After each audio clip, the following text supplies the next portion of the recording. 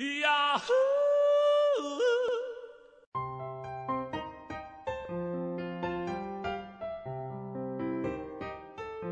Noong nag-uumpisa pa lang ako laging si Dennis yung tinitingala ko eh. Kasi alam naman natin na sobrang galing yung aktor, lalo na sa drama. Eh yun yung talagang inaaral ko noon kung paano yung mga atake niya. Siyempre lahat ng artista ang dami na magka-award. Pero para sa akin, yung mga tao na ang dami kong nababasa, ang dami kong naririnig, kontento na ako. Sa totoo lang, dalawa lang yung pangarap ko na magawa. Isang gay, yan, nagawa ko na. Tapos, ang pangarap ko rin na gumawa ng isang seryoso na may pagka-psycho. Sa ngayon, masayang-masaya na po ako sa kung ano yung nakuha ko. Pero siguro, mga pangarap ko na lang para sa pamilya ko. Kaya ka pala siniswerte. Matulungin sa pamilya. Matulungin sa pamilya. Saka yung siguro nakakatulong din sa pag-arte mo, di ba? Kasi malaking responsibility. Opo. Siyempre, pag maraming problema, sila yung takbuhan ko, pang-alis ng problema.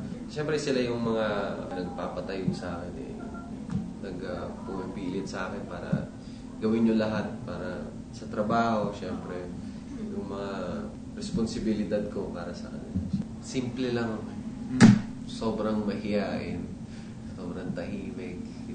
Pag hindi mo ako mapapansin, kahit kasama mo ako, hindi ako magsasalita. Kasi lalo na pag nasa grupo, mahihain talaga. Pag nasa TV naman ako, gustong-gusto ko nagpapatawa. Gustong-gusto kong masaya yung mga kasama ko.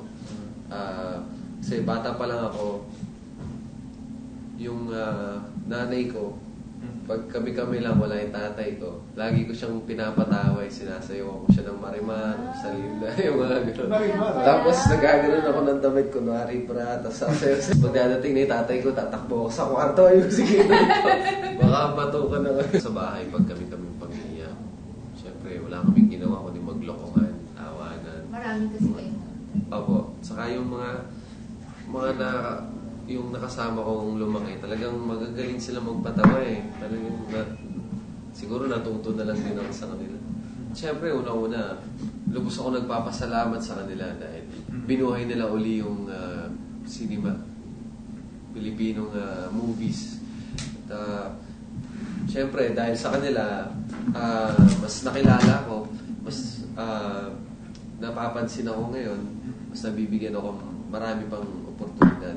Siyempre, kung di naman dahil sa mga manonood natin yung artista, wala yan dahil sila talaga yung bumubuhay sa amin. Yung trabaho namin showbiz, yung mga manonood ng buo.